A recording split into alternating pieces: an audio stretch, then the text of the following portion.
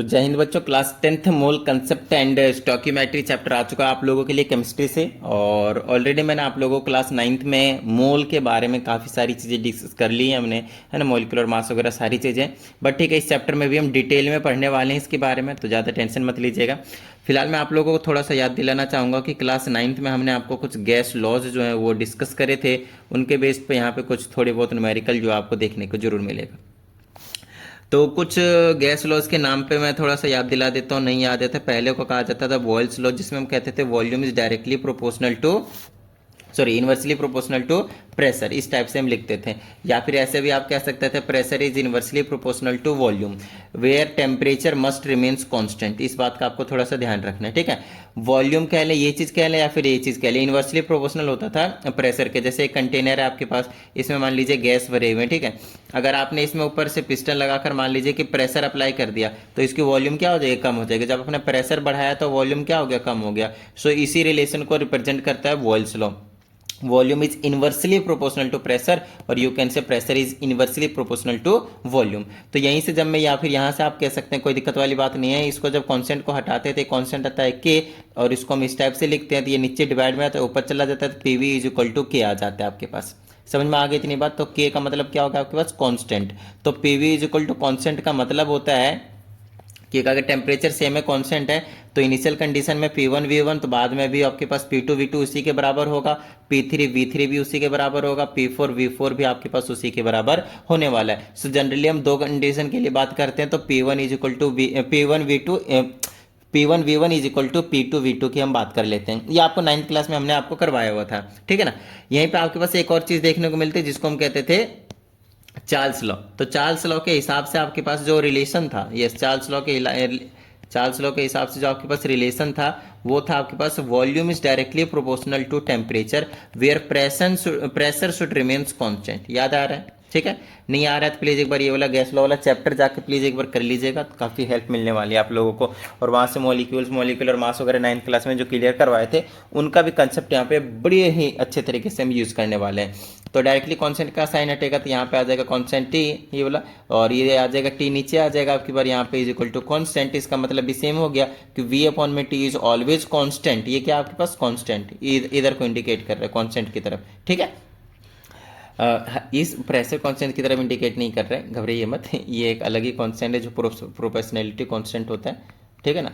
तो इनका भी कहना वही होगा कि अगर P1 V1 T1 is equal to V2 T2 होगा, V3 अपॉन T3 होगा, V4 अपॉन T4 होगा, तो दो कंडीशन की बात करेंगे तो ये कहानी हो जाएगी।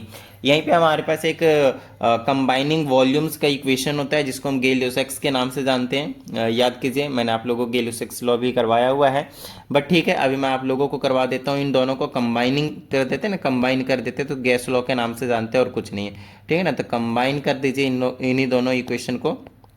कंबाइन करना बहुत आसान है आपके लिए। देखिए, पहला यहाँ पे बता देता हूँ, पहला था आपके पास P1 V1 is equal to P2 V2, ठीक है। और दूसरा क्या है आपके पास, क्या कहते हैं इसको, ये अभी जो निकाला था V1 अपॉन में T1 is equal to V2 T2, ठीक है। ये हो गया बॉयल्स लॉ के हिसाब से, ये हो गया आपके पास चार्ल्स लॉ के हिसाब से।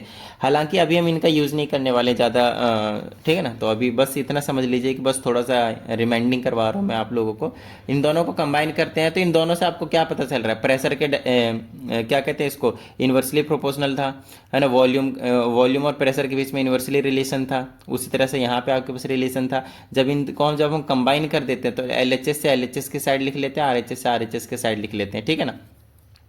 तो इसको हम कुछ इस तरीके से लिखते हैं, P1 V1 अपॉन में यहाँ पे क्या है T1 is equal to P2 V2 upon में क्या है आपके पास T2। ये आपके पास कंबाइन करने के बाद गैस की इक्वेशन निकल कर आ जाती है। समझ में आ गई इतनी बात, डन है। इसी में गैस लॉ का कहना था, सॉरी गे-लुसेक्स लॉ का कहना था, गे-लुसेक्स लॉ का कहना था कि अगर आपके पास मान लीजिए हाइड्रोजन है या फिर आपके पास क्या है ऑक्सीजन है, ये दोनों अगर आपस में मिलते हैं तो आपको वाटर निकाल कर देंगे, नो डाउट।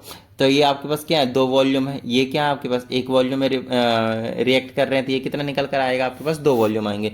तो रेशियो ऑफ कंबाइनिंग वॉल्यूम्स क्या हो गई इसकी, 2 फिर 1 और फिर क्या हो गई 2, तो ये बीच में आप लगा देंगे रेशियो। ये सिंपल होल नंबर रेशियो में हमेशा कंबाइन होते हैं, ये कहना था गे-लुसेक्स लॉ का, ठीक है।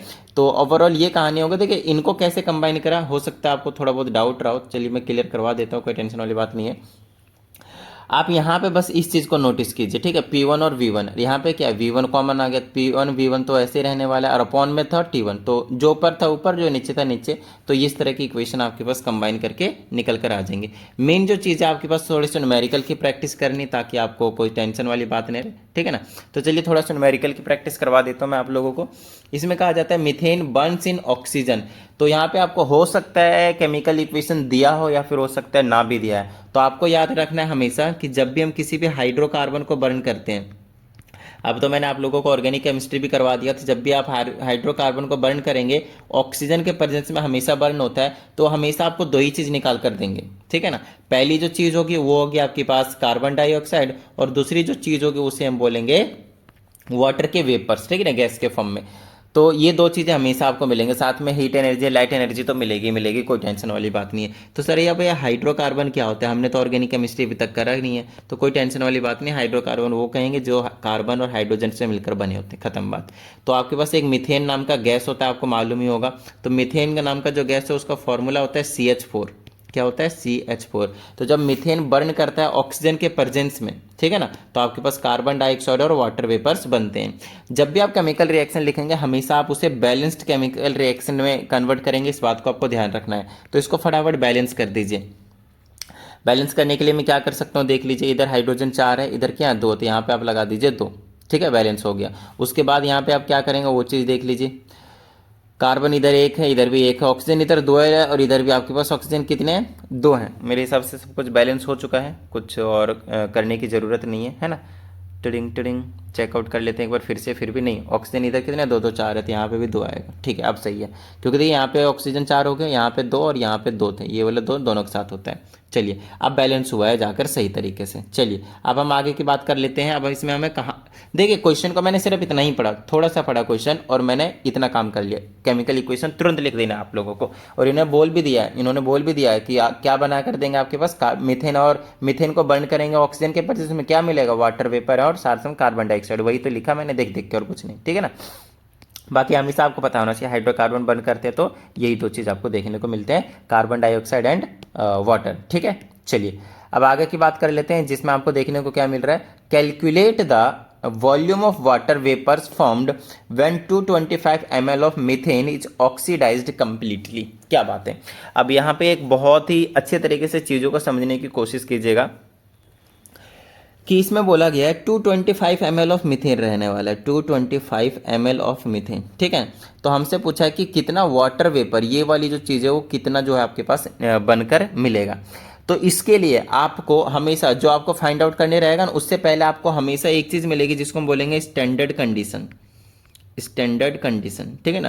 तो स्टैंडर्ड कंडीशन के हिसाब से क्या होते हैं, इनके जो स्टोकियोमेट्रिक कोफिशिएंट होते हैं, देखिए स्टोकियोमेट्रिक कोफिशिएंट किसको कहते हैं, बैलेंस करने के बाद ये कितना है, 1 है, ये कितना है, 2 है, ये कितना है, 1 है, ये कितना है, 2 है ना। इनको मोल्स के नाम से जानते हैं, या फिर आप सिंपली अभी बोलेंगे वॉल्यूम्स। यहाँ पे वॉल्यूम का रेशियो क्या है, 1:2:1:2।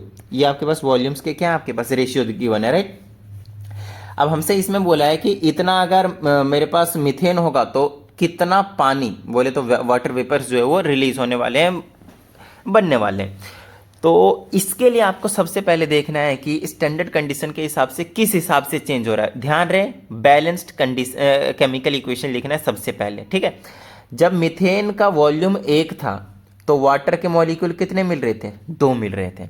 तो जब मीथेन के मॉलिक्यूल 2 हो जाते तो इसको कितने मिलते, 4 मिलते, ठीक है। अगर इसके 3 मिल जाते तो इसके कितने मिलते, 6 मिलते हमें। उसी तरह से जब इसके 225 ml होंगे तो इसके कितने होंगे, समझ गए होंगे, 550 ml होंगे। समझ में आई ना बात, नहीं 450, सॉरी डबल करना है आपको, बस 450 ml होंगे। समझ में आई ना बात इतनी। और बस ये क्वेश्चन हमारा हो चुका है। बस थोड़ा सा लिखने का तरीका पता होना चाहिए आप लोगों को, और उसकी टेंशन मत लीजिए, वो तो मैं आप लोगों को समझाऊंगा ही समझाऊंगा, ठीक है ना। तो यहाँ पे आप पहले स्टैंडर्ड कंडीशन के हिसाब से सारी चीज़ों को मेंशन करेंगे, ठीक है। तो यहाँ पे मैं लिखना आपको ऐसे हैं, वन वॉल्यूम ऑफ CH4, मतलब 1 ml कह लीजिए एक तरीके से, गिव्स 2 वॉल्यूम ऑफ H2O। समझ में आ गई इतनी बात। देयरफॉर 225, एक का पता हो ना, यूनिटरी मेथड और कुछ नहीं, एक का पता हो तो बाकी आप कितने को निकालना है उससे मल्टीप्लाई करना है। तो 225 ml of CH4 will give बताइए कितना देगा, है ना। एक अगर ml होता है तो ये 2 ml देता है, तो अगर 225 ml होगा तो इसका डबल कर देगा, तो इज इक्वल टू लिख लीजिए 225 मल्टीप्लाई 2, तो कितना हो जाएगा 450 ml ऑफ वाटर कह लीजिए, ml ऑफ वाटर वेपर। समझ में आ गई बात, बस ये क्वेश्चन आपके पास। ओके तो चलिए अब हम सेकंड क्वेश्चन कर लेते हैं। इसमें कहा जाता है वाटर को हम स्प्लिट कर सकते हैं according to this given reaction. ये वाला रिएक्शन आपको साफ साफ दिख रहा होगा, इस टाइप से हमने स्प्लिट कर रखा है। वाटर को हाइड्रोजन और ऑक्सीजन में हम कन्वर्ट कर सकते हैं। चलो भाई अब आगे की बात करें, इसमें कहा था given experiment results in 2500 centimetre cube of water hydrogen being produced. ये कितना बना रहा है 2500 सेंटीमीटर क्यूब, ठीक है ना। इस टाइप के क्वेश्चन को बिल्कुल कुछ सेकंडों में आप सॉल्व कर सकते हैं। What volume of oxygen is liberated at the same time and the same condition. सबसे पहले रेशियो देख लीजिए कितना है, 2:1, मतलब वाटर 2 मोल है, 2 वॉल्यूम है, तो हाइड्रोजन भी कितना होगा 2 वॉल्यूम। ये दोनों सेम सेम होंगे क्योंकि ये कंप्लीटली बैलेंस केमिकल इक्वेशन है, तो ये भी 2500 सेंटीमीटर क्यूब होने चाहिए, ठीक है। दूसरी चीज, जब ये 2 है तो ये 2 है तो बराबर बराबर है, कोई दिक्कत नहीं, लेकिन जब ये 2 है तो ऑक्सीजन कितना होना चाहिए 1। तो हमसे पूछे ही यहाँ पे यही है कि कितना ऑक्सीजन लिबरेट होगा, तो अगर ये 2 है तो ये 1 है, मतलब इसका याद है, समझ रहे हो। तो ये अगर 2500 है तो ये कितना होगा 1250 सेंटीमीटर क्यूब, खत्म बात। बस इतनी सी बात थी और कुछ नहीं, समझ में आ गई ना बात, ये चीज़ है। अब सर हम पता कैसे करेंगे, तो पता ऐसे ही करोगे ना यार, ऐसे लिखोगे 2 वॉल्यूम ऑफ वाटर कितना हो जाएगा गिव्स 1 वॉल्यूम ऑफ ऑक्सीजन। या फिर आपके ये कह सकते हो कि 2500 centimetre cube of water gives, पहले यहाँ से आप 1 वॉल्यूम का निकाल लें, 1 volume of water gives 1/2 volume of O2। देख लीजिए यहाँ से 2 जो है उधर चला जाएगा, डिवाइड में हो जाएगा तो 1/2 हो जाएगा, तो एक का निकल गया ना, तो 1 वॉल्यूम ऑफ वाटर कितना ऑक्सीजन आपको देने वाला है, ठीक है। तो 25 सेंटीमीटर ऑफ वाटर कितना देगा, तो यहाँ से निकाल लेंगे, यहाँ से निकाल लीजिए, ठीक है ना। देखो वॉल्यूम का मतलब जो भी यूनिट होता है वही आप लिख सकते हैं, तो यहाँ पे 2 सेंटीमीटर क्यूब 1 सेंटीमीटर क्यूब आप ऐसे लिख सकते हैं। तो यहाँ से आप क्या करेंगे, कितना निकालना, इतना सेंटीमीटर कितना देगा, तो इससे मल्टीप्लाई कर देंगे, 1/2 into 2500 centimetre cube of oxygen जो है वो आपके पास मिलने वाला है। तो 1/2 इसका काटापिटी कर दीजिए, इसको मैं मिटा देता हूँ, काटापिटी कर देंगे तो कितना आ जाएगा मेरे पास, तो ये सिंपली आपको दे देगा 1250 सेंटीमीटर क्यूब, ठीक है ना। तो वाटर अगर 2500 होगा तो इसका आधा ऑक्सीजन बनेगा, क्योंकि स्टार्टिंग कंडीशन में हमने देख लिया वाटर डबल है तो ऑक्सीजन उसका आधा मिल रहा था, तो वाटर डबल है तो उसका आधा ऑक्सीजन कर दिए, खत्म बात। चलिए नेक्स्ट क्वेश्चन की ओर बढ़ जाते हैं।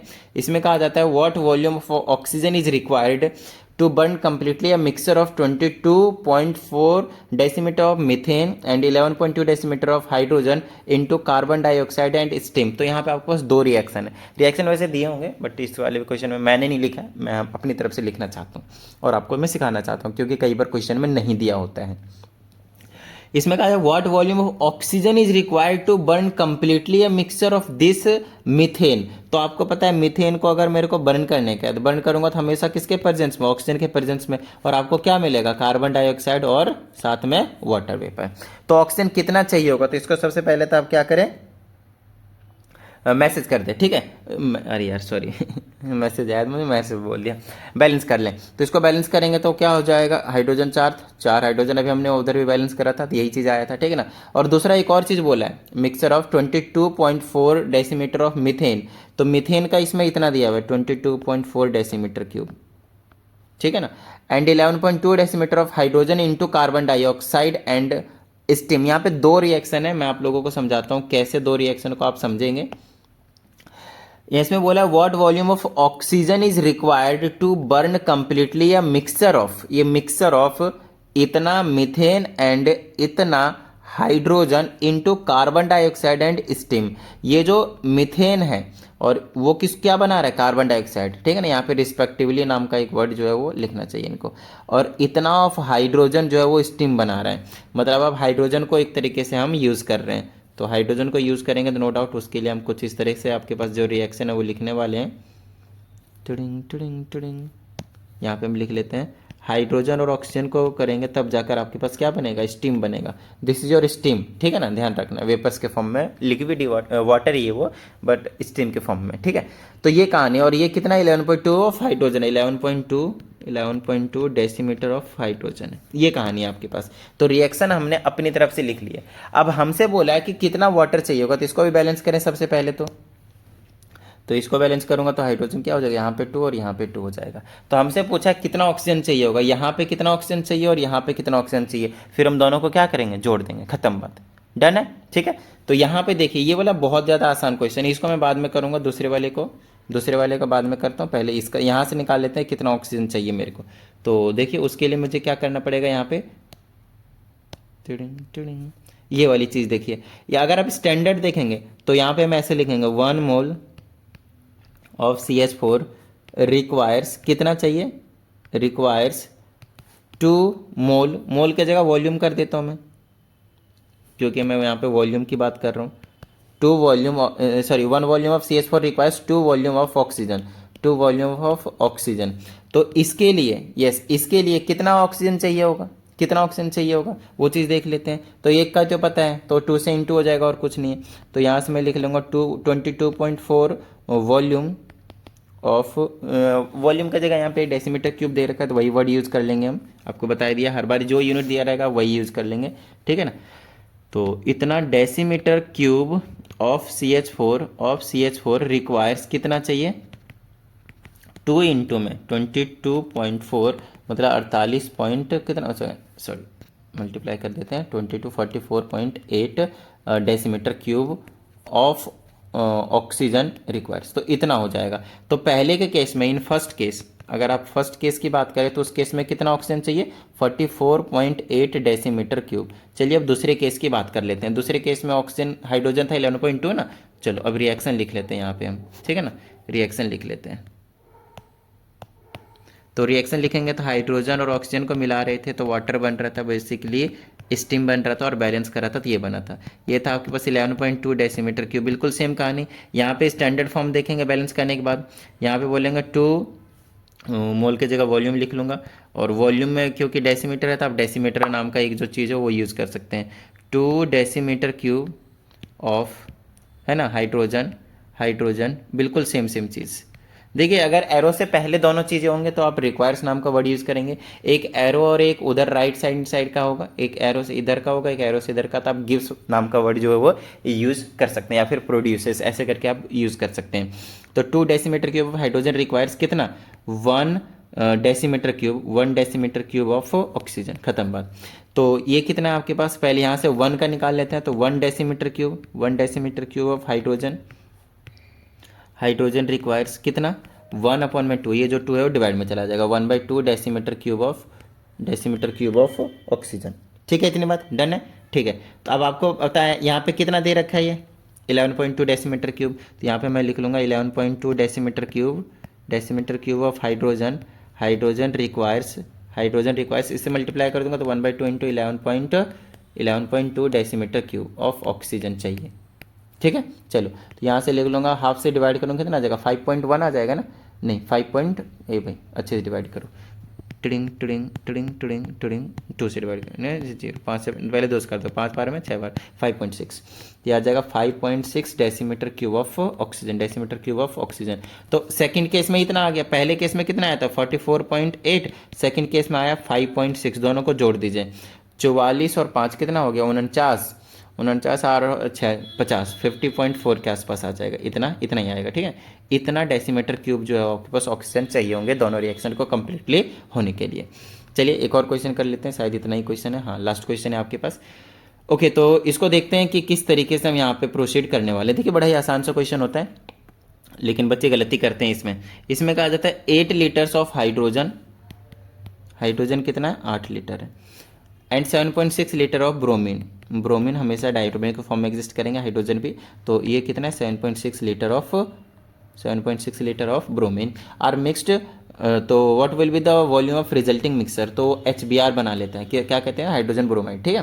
तो इसको कहते हैं कितना बनाएगा, वो हमसे पूछा है। इन दोनों को अगर मैंने मिक्स कर दिया तो एक चीज़ पता होनी चाहिए, इनको बैलेंस करेंगे तो यहाँ पे आपके पास 2 आ जाएगा। यहाँ पे बच्चे क्या करते हैं पता है, यार रिएक्टेंट इतना है, इतना और इतना है, 100% प्रोडक्ट कम थोड़ी हो जाएगा, ज़्यादा थोड़ी हो जाएगा। 8 7 15 15.6 लीटर आपके पास जोड़ दिया और हमारे पास आंसर आ गया। लेकिन ये आंसर कंप्लीटली रॉन्ग है, ऐसा आपको कभी भी नहीं करना। ऐसा क्यों नहीं करना पता है, यहाँ पे उसके लिए आपको 2 चीज़ें समझनी पड़ेगी। एक होता है लिमिटिंग रिएजेंट और एक होता है एक्सेस रिएजेंट। चीज़ों को समझिए, मैं आपको एक कंडीशन देता हूँ, पहले अच्छे से समझिएगा। चलिए आज हम चाय बनाते हैं, क्या बनाते हैं, चाय, ठीक है, टी बनाते हैं। और चाय एक ऐसी बनाएंगे जिसमें सिर्फ हम मान लेते हैं 2 ही चीज़ बना, यहाँ पे हमारे पास 2 एग्जाम्पल, वैसे बहुत सारी चीज़ें हम डाल सकते हैं चाय में, नो डाउट। बट मैं फिलहाल जो आपको कह रहा हूँ कि ऐसा कीजिए, आप सिर्फ 2 चीज़ उसमें डालकर और चाय जो है बनाइए, ठीक है। एक तो मैं क्या कहते हैं, मिल्क ले लेता हूँ, और दूसरी टी लीव्स ले लेता हूँ, चाय पत्ती, ठीक है। चलिए ये 2 चीज़ लिया मैंने, ठीक है, इतनी ये लिया मैंने आप लोगों को।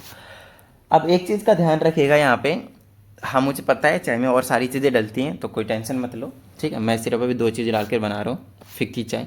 चलो देखो, अगर मैं आपसे कहता हूँ कि अगर ये 1 लीटर है और टी लीव्स कितना है, 1 लीटर के लिए मान लेते हैं कि 100 ग्राम के लिए 100 ग्राम ये चाहिए, तब जाकर आपके पास जो तैयार होता है ना, वो मान लेते हैं कि 50 कप्स चाय तैयार होते हैं, 50 कप्स, एक एग्जाम्पल के तौर पे, ठीक है। इतनी बात, चलें आगे आगे चलिए।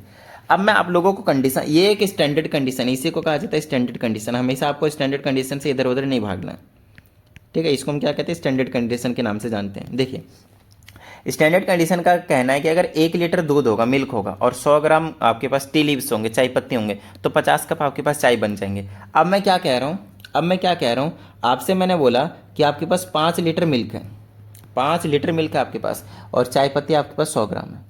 कितना आपके पास, 100 ग्राम है। तो आपसे मैंने पूछा आप कितने कप्स जो है वो चाय बना पाएंगे, कितने कप बना पाएंगे। अब आपका आंसर होगा सर मैं तो 250 कप्स चाय बना दूंगा, और मेरा आंसर होगा आप 250 कप्स नहीं बना पाएंगे, आप सिर्फ 50 कप्स ही चाय बना पाएंगे। अब बात आती सर ऐसा कैसे, हमारे पास तो इतना सारा दूध पड़ा है। अरे एक बात बताइए, आपको 2 चीज़ कंपलसरी है, ये इतना इतना डालना ही डालना है।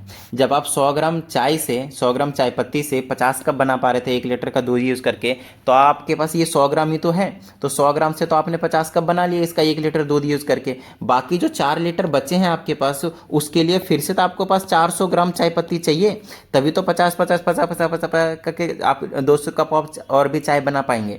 वो है ही नहीं आपके पास, जैसे समझ में आ रही है ना बात। तो यहाँ पे कहने का मतलब ये है कि यहाँ पे इनमें से एक जो है वो लिमिटिंग का काम कर रहा है, this is your limiting reagent, this is your limiting reagent, ठीक है ना। ये कम क्वांटिटी में प्रेजेंट है, और हमेशा आप ध्यान रखिएगा प्रोडक्ट कितना बनेगा वो डिसाइड करेगा जो हमेशा कम क्वांटिटी में प्रेजेंट होंगे। समझ में आ रही है इतनी बात, डन है।